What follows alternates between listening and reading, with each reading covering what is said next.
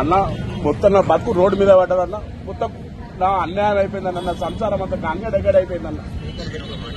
అన్న అన్న అన్న అన్న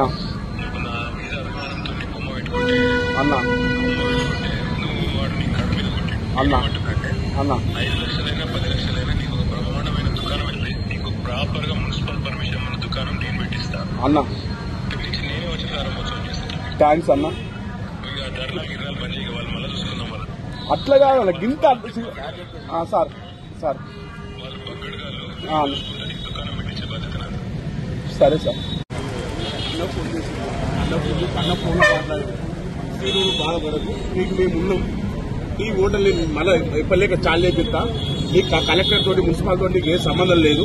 5 లక్షలు కానీ 10 లక్షలు కానీ నేనే భరించుకుంటా. నా పేరు మీద మళ్ళీ ఓటర్లు పెట్టిస్తాను. నాకు చాలు, అదే సంతోషం. అన్న పేరు మీద మళ్ళీ ఓటర్లు చాలు చేస్తాను. అన్న మొత్తం నా బతుకు రోడ్డు మీద పడ్డదన్న. మొత్తం నా అన్యాయం అయిపోయిందన్న. నా సంసారం అంతా గంగడెగ్గడ అయిపోయిందన్న. అన్న అన్న అన్న నా మీద కోపంతో రేవంత్ రెడ్డి ప్రభుత్వం నీ కడుపు మీద కొట్టింది. అన్న నా మీద అభిమానంతో నీ బొమ్మ పెట్టుకుంటే అన్న నువ్వు వాడు నీ కడుపు మీద కొట్టింది. అన్న అన్న 5 లక్షలైనా 10 లక్షలైనా నీకు ఒక బ్రహ్మాండమైన దుకాణం వెళ్ళి నీకు ప్రాపర్ గా మున్సిపల్ పర్మిషన్ ఉన్న దుకాణం నేను పెట్టిస్తాను. అన్న నుంచి నేనే వచ్చి ప్రారంభోత్సవం చేస్తాను. థ్యాంక్స్ అన్న.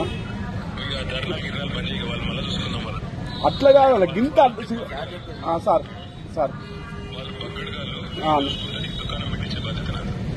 సరే సార్. అన్న ఫోన్ మాట్లాడు. మీరు బాధపడదు, మీకు మేము ఉన్నాం. ఈ ఓటర్లు మళ్ళీ ఎప్పలేక చాలు చేపిస్తా. ఈ కలెక్టర్ తోటి మున్సిపల్ తోటి నీకు ఏ సంబంధం లేదు. 5 లక్షలు కానీ 10 లక్షలు కానీ నేనే భరించుకుంటా. నా పేరు మీద మళ్ళీ ఓటర్లు పెట్టిస్తాను. నాకు చాలు, అదే సంతోషం.